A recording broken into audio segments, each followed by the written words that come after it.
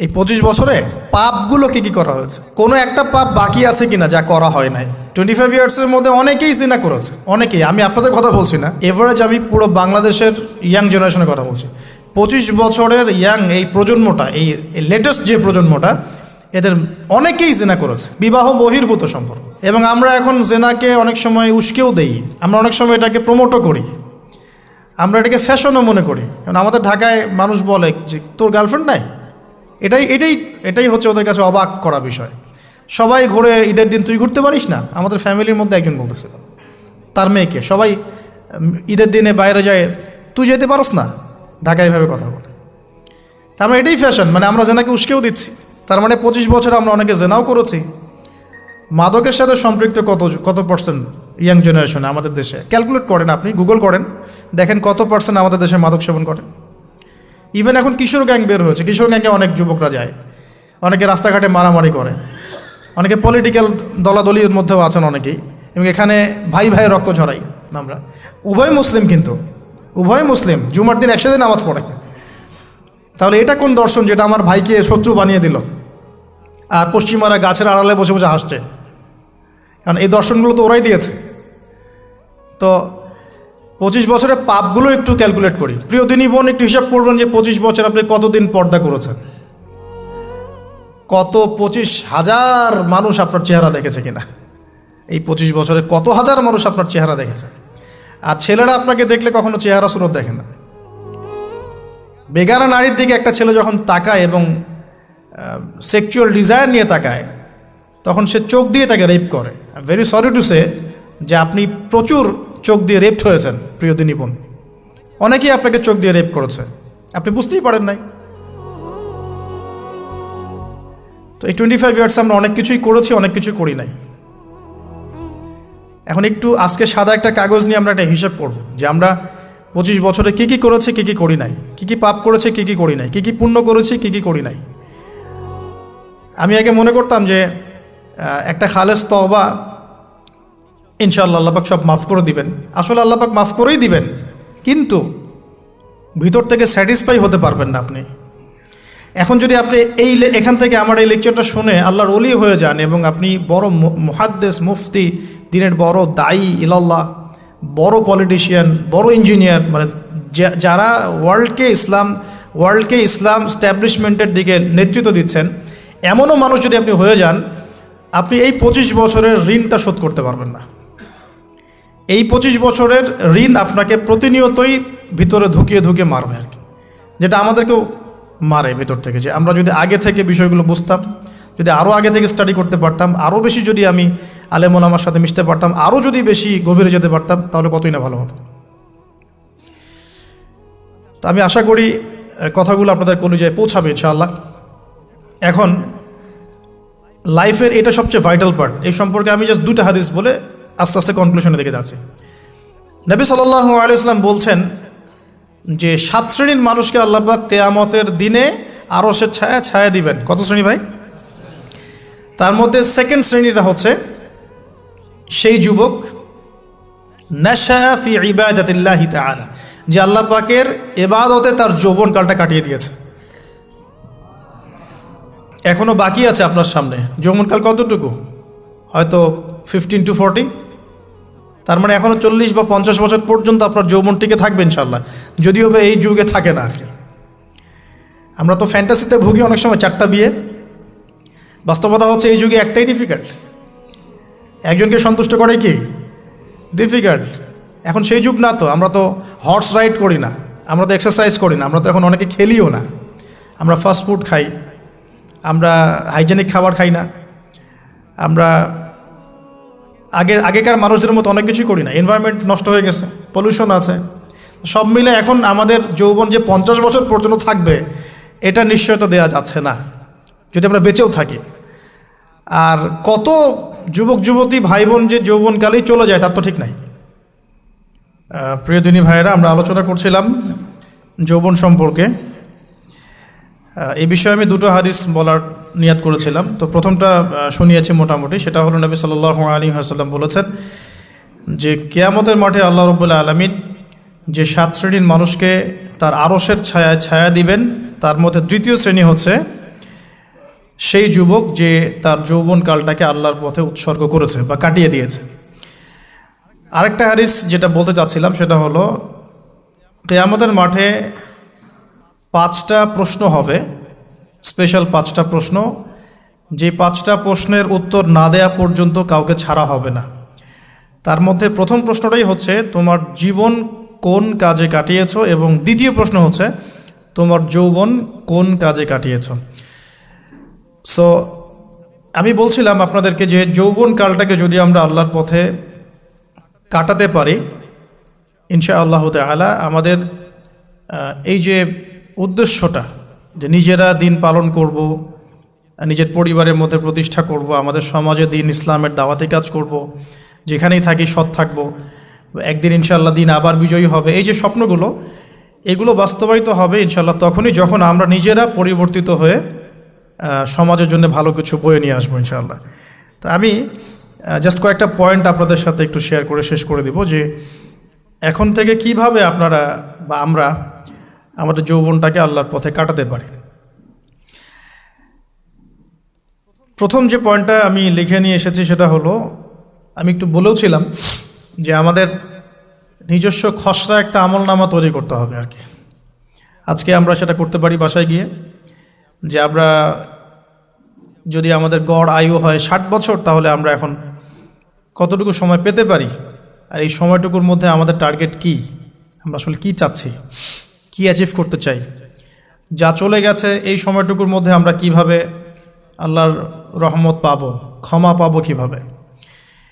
যা চলে গেছে এর মধ্যে অনেক নামাজ কাজা থাকতে পারে, রোজা কাজা থাকতে পারে। অনেক সময় এমন হতে পারে যে আমরা অন্যের হকও নষ্ট করেছি। প্রথম যে কাজটা করা উচিত সেটা হলো খালেস তওবা। 1 নাম্বার তাহলে আমরা বলতে পারি, যদি আমরা এখন সংকটগুলো চিহ্নিত করে সমাধানের পথে হাঁটতে চাই, তাহলে আমাদের যৌবনটা আল্লাহর পথে উৎসর্গ করা ছাড়া কোনো অপশন নাই। উৎসর্গ বলতে আমি বোঝাচ্ছি কাটিয়ে দেয়া, আল্লাহর ইবাদত করে কাটিয়ে দেওয়ার কোনো বিকল্প নাই। তার জন্য প্রথমত আমাদের নিজেদের জীবনের কৃতকর্মগুলোর হিসাব নিকাশ মেলাতে হবে, 1 নাম্বার। আর 2 নাম্বার হচ্ছে বিশুদ্ধ তওবা করে আল্লাহর পথে ফিরে আসতে হবে। বিশুদ্ধ তওবা কিভাবে করব এটা আমরা অনেকে বুঝি না। অনেকে মনে করি যে মুখ দিয়ে জাস্ট আস্তাগফিরুল্লাহ বললেই হয়তো তওবা হয়ে যায়। বিষয়টা এমন নয়। বিশুদ্ধ তওবা হচ্ছে আপনি আল্লাহর দিকে পরিপূর্ণ অভিমুখী হবেন, রুজু করবেন, এর নাম হলো বিশুদ্ধ তওবা। যে পাপগুলো করেছি এগুলোর জন্য ক্ষমা চাওয়া, এই পাপগুলো কোনোদিন করব না এরকম প্রত্যয় ব্যক্ত করা, আর যদি অন্যের সাথে সম্পৃক্ত কোনো হক থেকে থাকে সেটা ফেরত দেওয়া। তো আমরা আজকে গিয়ে সুন্দর করে ওযু করে 2 রাকাত নামাজ পড়তে পারি। 2 রাকাত নামাজ পড়ে আমরা আল্লাহকে বলতে পারি যে আস্তাগফিরুল্লাহাল্লাযী লা ইলাহা ইল্লা হুয়াল হাইয়ুল কাইয়্যুম ওয়া আতুবু ইলাইহি। আল্লাহ, আমি আমার জীবনের এই যে একটা বড় সময় তোমার থেকে দূরে ছিলাম, নামাজ কাজা হয়েছে, রোজা কাজা হয়ে গেছে, চোখের হেফাজত হয় নাই, জিনা হয়ে গেছে নাউজুবিল্লাহ, মাদকের সাথে সম্পৃক্ত ছিলাম নাউজুবিল্লাহ, আমরা মিউজিক্যাল ইনস্ট্রুমেন্ট প্লে করেছি, ইত্যাদি ইত্যাদি। এগুলো থেকে আল্লাহ আমরা আজকে তোমার কাছে তওবা করছি, ক্ষমা চাচ্ছি, এবং আগামী দিনগুলোতে তোমার হুকুম আহকাম মেনে চলার তৌফিক চাচ্ছি। 2টো জিনিস খুব প্রয়োজন, একটা হলো তৌফিক, একটা হলো দোয়া। আপনার প্রচেষ্টা আল্লাহর কাছে দোয়া করতে থাকা এবং আল্লাহর কাছে তৌফিক কামনা করতে থাকা। আল্লাহ পাক যাকে ইচ্ছা তাকে তৌফিক দিয়ে থাকেন। আল্লাহ রাব্বুল আলামিন যাকে ইচ্ছা তাকে তৌফিক দিয়ে থাকেন। যে আল্লাহর কাছে যত বেশি চাইবে আল্লাহ পাক তত বেশি দিবেন ইনশাআল্লাহ। তো এই জন্য চেয়ে নিতে হবে, প্রথমত চেয়ে নেবেন যে আল্লাহ আপনি আমাকে তৌফিক দিন, যাতে করে আমি আমার পুরো জীবনটাকে আপনার ইবাদতে কাটাতে পারি, আরও সে ছায়া পেতে পারি। আল্লাহ কবুল করুন, আমিন। এখন ইস্তেগফার করার পর যার যার হক তাকে তাকে ফিরিয়ে দেওয়া উচিত। যদি আপনি বা আমি আল্লাহ না করুক কারো হক নষ্ট করে থাকি, সেটা ফিরিয়ে দিতে হবে। এই হক নষ্ট ফিরিয়ে দেওয়ার মানে এটা নয় যে গার্লফ্রেন্ডকে কথা দিয়েছিলেন বিয়ে করবেন, সেখান থেকে ফিরে আসা যাবে না। ব্যাপারটা কিন্তু এমন নয় আর কি। এরকমও প্রশ্ন আমাদের কাছে অনেকে করেছেন যে আমি তো আমার গার্লফ্রেন্ডকে কথা দিয়েছিলাম যে আমি তোমাকে ছাড়া আর কাউকে বিয়ে করব না, তো এখন কি আমি ফিরে আসলে, তওবা করে ফিরে আসলে কি এর জন্য আল্লাহ আমাকে ধরবেন কিনা? মনে রাখবেন, শয়তান হচ্ছে এই পৃথিবীর সবচাইতে ইন্টেলেকচুয়াল প্রাণী। সিরিয়াসলি, ও যে এত বেশি স্মার্ট যেটা আমাদের চিন্তারও বাইরে, চিন্তার বাইরে।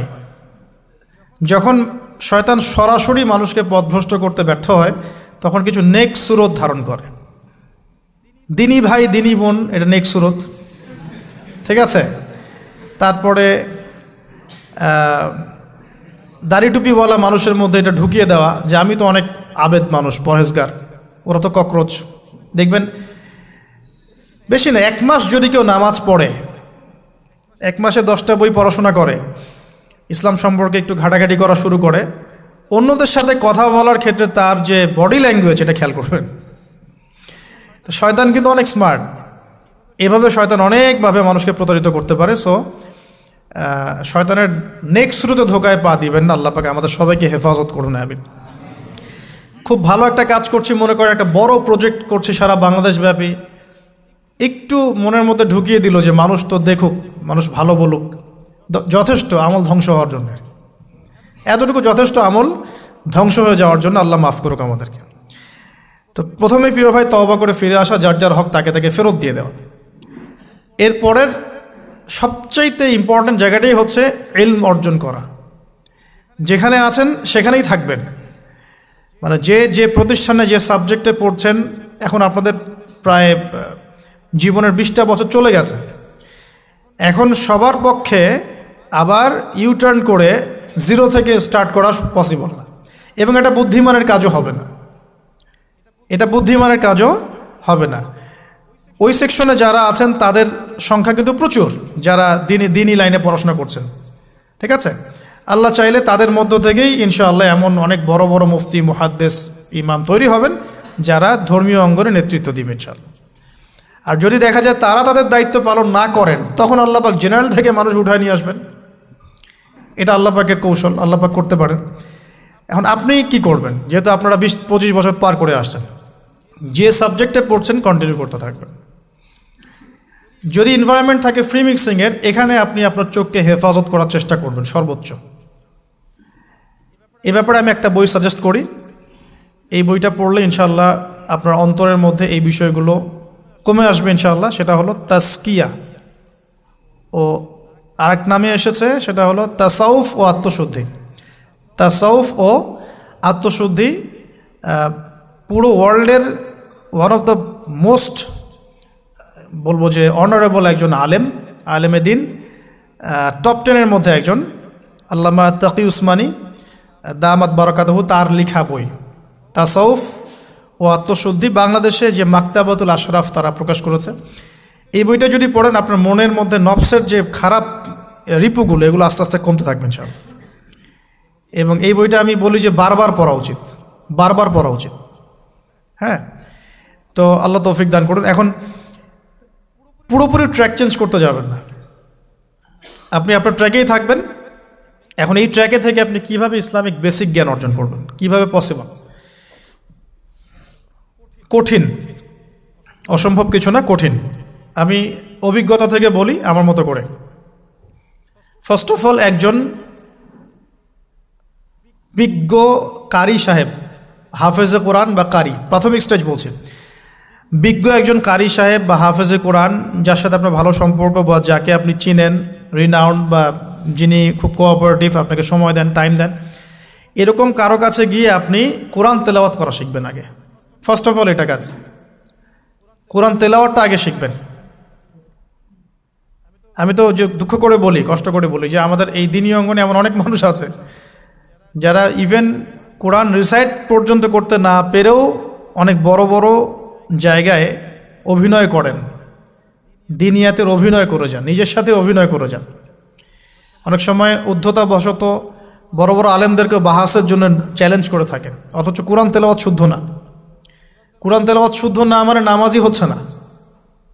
কোরআন তেলাওয়াত শুদ্ধ না মানে কি? নামাজ হচ্ছে না। কবুল করার মালিক তো আল্লাহ, শর্ত তো এটা। কবুল করার মালিক তো আল্লাহ। আল্লাহ পাক চাইলে কেউ এক ওয়াক্ত নামাজ না পড়লেও তওবা করে ফিরে আসছে মৌতের আগে, হয়তো আমরা জানি না, আল্লাহ মাফ করে দিয়েছেন, হতে পারে না? এটা তো শর্ত, কোরআন তেলাওয়াত তাজবিরের সাথে শিখতে হবে। তো এখানে যদি একজন আলেম থাকেন, একজন কারি থাকেন, হাফেজ থাকেন, তার কাছে আপনারা ব্যাচ করে পড়লেন, অথবা সে যদি কোনো ইনস্টিটিউট খুলে সেখানে আপনারা একটু সময় দিলেন, বা যারা পড়তে জানেন আবার মস্ক করে নিলেন। ফজরের পর 1 ঘন্টা, সপ্তাহে 3 দিন, 3 মাস এনাফ। ফজরের পর 1 ঘন্টা, সপ্তাহে 3 দিন, আপনার 2 থেকে 3 মাস যথেষ্ট। কোরআন তেলাওয়াত আপনি শিখে ফেলবেন ইনশাআল্লাহ। এটা প্রথম কাজ। এটা না করে পরের কাজগুলো আসলে পসিবল না। এগুলো সব জাতামাতা কাজ হয়ে থাকবে, এগুলো মানে পূর্ণতা পাবে না। প্রথম কাজটাই কোরআন তেলাওয়াত শেখা। এরপরে আপনার অনেকে তাবলিগ জামাতে সময় দেন, সময় দিবেন। অনেকে দেখা যায় যে বাসায় দিনই বই পুস্তক পড়েন, এগুলো পড়বেন, ঠিক আছে। অনেকে হাদিসের বইয়ের যে অনুবাদগুলো হয়েছে এগুলো পড়বেন, সমস্যা নেই। কিন্তু কোরআন তেলাওয়াত অবশ্যই শিখবেন।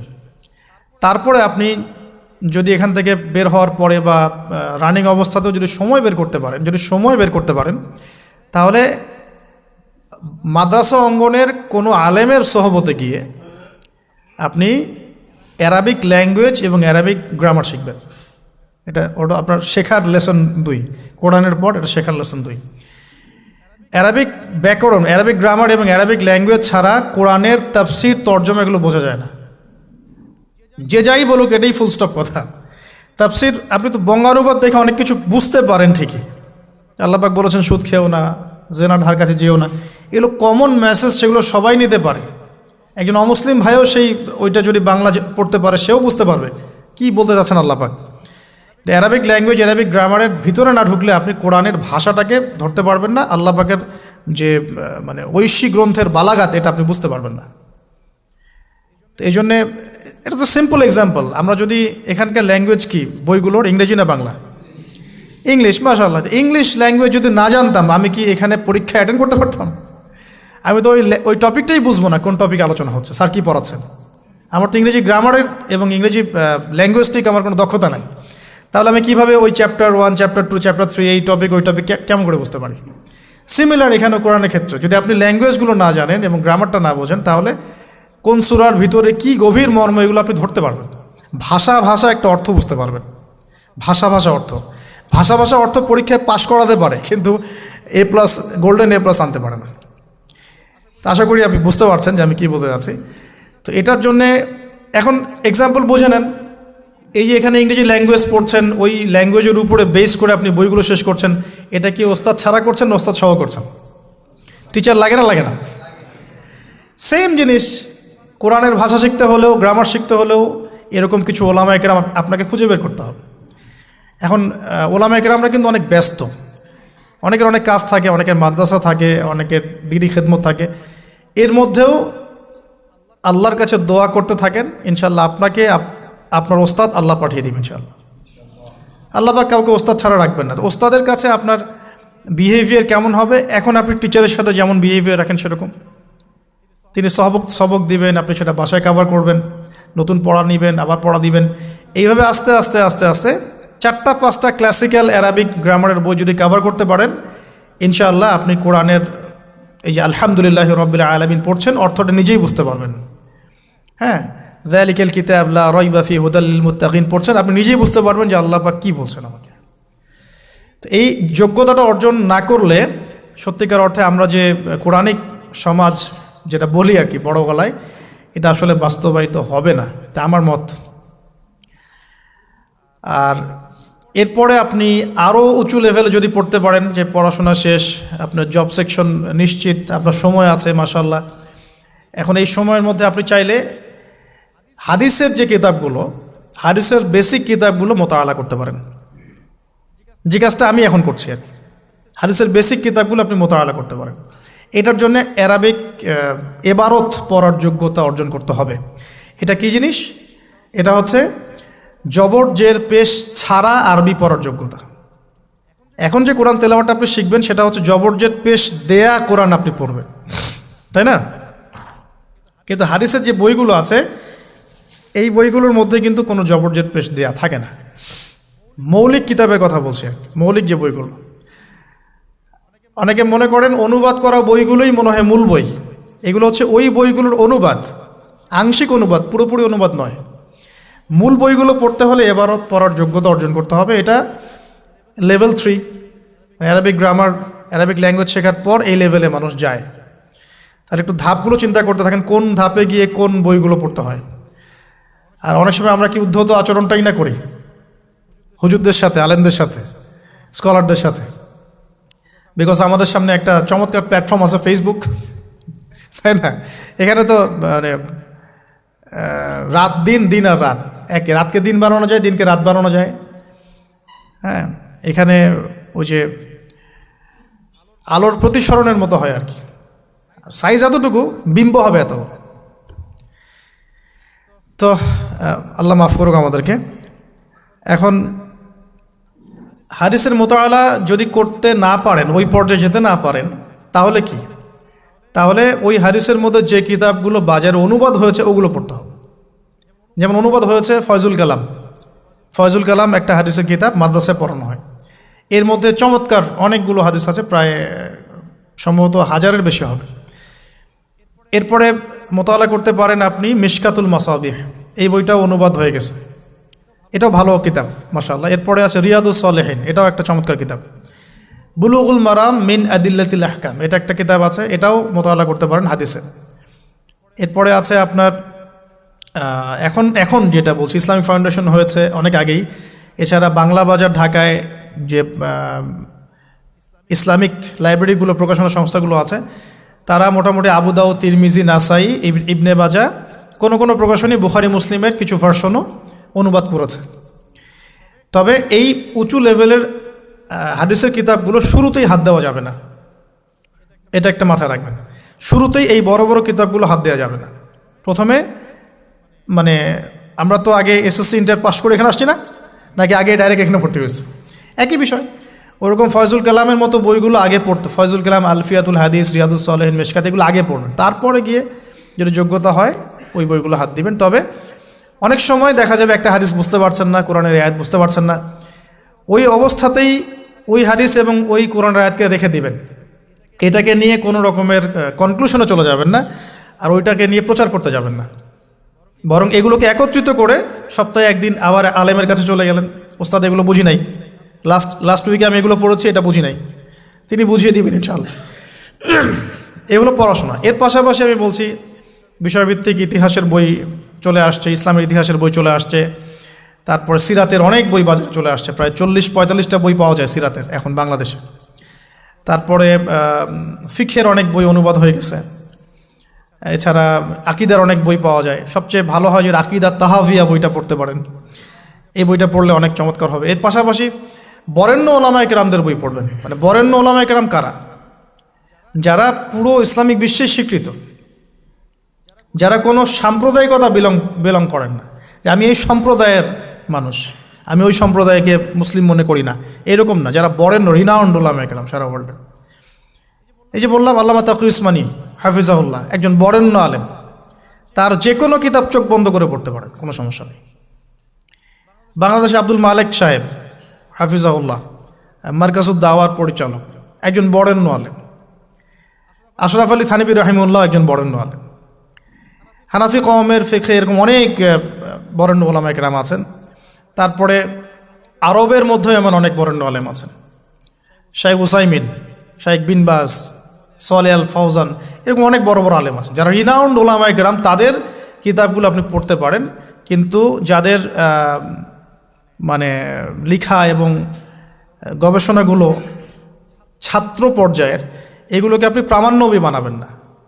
তো প্রামাণ্য বই পড়বেন আর আলেমের সাথে সম্পর্ক রাখবেন। দুটো যখন একসাথে থাকবে তখন আপনি কিছু আটকে গেলেও তার সাথে পরামর্শ করে একটা কনক্লুশন খুঁজে পাবেন। এগুলো জাস্ট বই সংক্রান্ত কথা বললাম। এখন এগুলো হচ্ছে সবচেয়ে বড় বিষয়টা হচ্ছে, এগুলোর চাইতে বেশি বড় বিষয় হচ্ছে যে কোনো একজন, অন্তত পক্ষে একজন, আপনি চাইলে 10 জনের সাথেও রাখতে পারেন, কিন্তু অন্তত পক্ষে একজন মুহাক্কিক আলিমের সাথে আপনি সম্পর্ক রাখবেন পরামর্শের জন্য। অন্তত পক্ষে একজন মুহাক্কিক আলেমের সাথে, মানে হকপন্থী মুহাক্কিক আলেমের সাথে আপনি সম্পর্ক রেখে চলবেন। এটা অনলাইনের যুগ, এটা তো কিন্তু সহজ। আর সম্পর্ক শুধু অনলাইন কেন্দ্রিক হবে এমনটাও বলছি না, তার সাথে সাক্ষাৎ করবেন, তার কাছে নসিহত নেবেন, তার কাছে গিয়ে কিছু পড়বেন, হ্যাঁ, তাকে দেখবেন তিনি কিভাবে আমল করেন, ব্যক্তি জীবনে তিনি কেমন, তিনি আপনাকে কী নসিহত করেন, তার সাথে মিশবেন। সোহবত মানে কি? মানে আমরা কি শুধু টিচারদের মানে পড়াশোনাগুলোই ফলো করি না, টিচারকে দেখিও বটে। আমরা বস্তুবাদী এডুকেশনের ক্ষেত্রে হয়তো অত কেয়ার করি না, টিচার যেটা পড়াচ্ছেন ওটা জাস্ট টুকে নেই, পরীক্ষা পাশ করলেই হইল। আমরা টেন্ডেন্সি এমন, কিন্তু ইসলামিক এডুকেশনটা কিন্তু এমন নয়। সাহাবা একরাম রাদিয়াল্লাহু আনহুম আজমাইন তারা এই আমাদের মতো কাগজের বই পুস্তক পড়ে ইসলাম শেখেন নাই। কীভাবে শিখেছেন তাহলে? সরাসরি নবীকে দেখে শিখেছেন। নামাজ পড়তে গিয়েছেন, দেখেছেন নবী কেমন করে নামাজ পড়েন, দেখছেন নবী কেমন করে হাঁটেন, দেখছেন নবী কেমন করে কাপড় পরেন, দেখছেন নবী কেমন করে আতর ইউজ করেন, কেমন করে তিনি হাসেন, কেমন করে মানুষের সাথে মেশেন, হ্যাঁ, কথা বলার সময় কেমন করে মানুষের দিকে তাকান। খুঁটে খুঁটে একটা একটা করে নিয়ে হাদিসের এক একটা অধ্যায় রচিত হয়েছে। নবী কেমন করে তাকান, নবী কেমন করে মেসওয়াক করেন, নবী কেমন করে হাসেন, এগুলো আপনি অধ্যায় পাবেন। ইভেন আপনি অধ্যায় পাবেন নবী কেমন করে চুল আঁচড়ান। তাহলে আপনি দেখেন সাহাবীরা কীভাবে খুঁতে খুঁতে নবীকে দেখেছেন। বলা হয় আব্দুল্লাহ বিন মাসউদ রাদিয়াল্লাহু আনহু সম্পর্কে, তিনি নবীকে এত বেশি কপি করতেন হাঁটা চলা কথাবার্তায় যে নবী সাল্লাল্লাহু আলাইহি ওয়াসাল্লামের পরের যুগের অনেক মানুষ এসে দ্বিধাদ্বন্দ্বে পড়ে যাইতো যে রাসূল সাল্লাল্লাহু আলাইহি ওয়াসাল্লামকে দেখছি নাকি।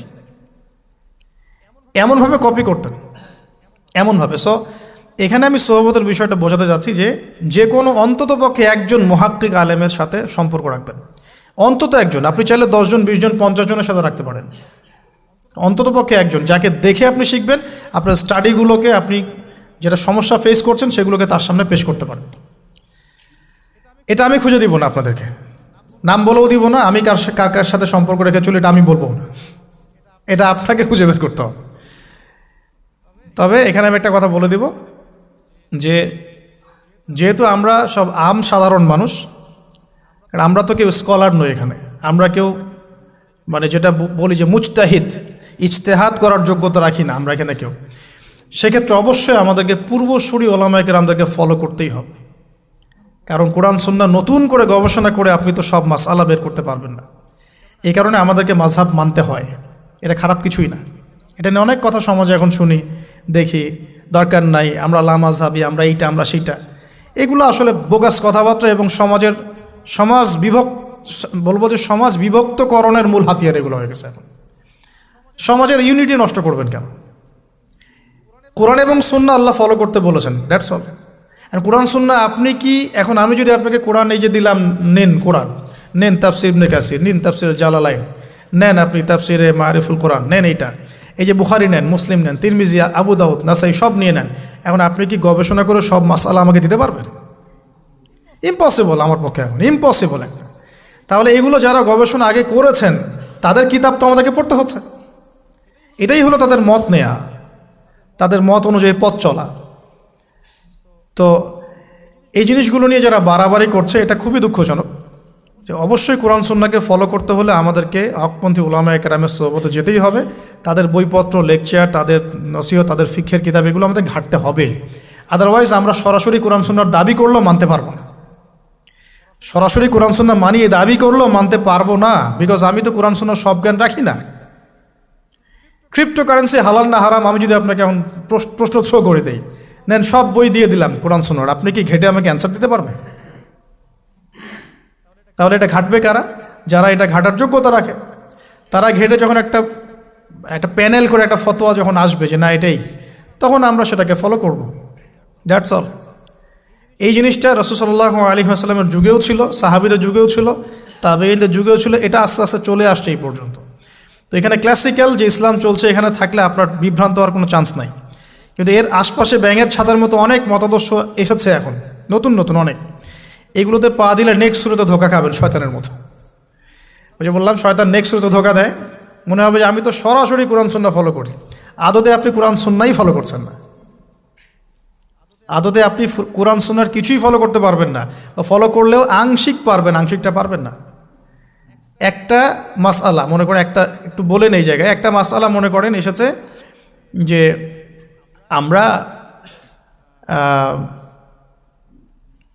বর্তমান অর্থ ব্যবস্থায় বর্তমান অর্থ ব্যবস্থায় আমরা কিভাবে আমাদের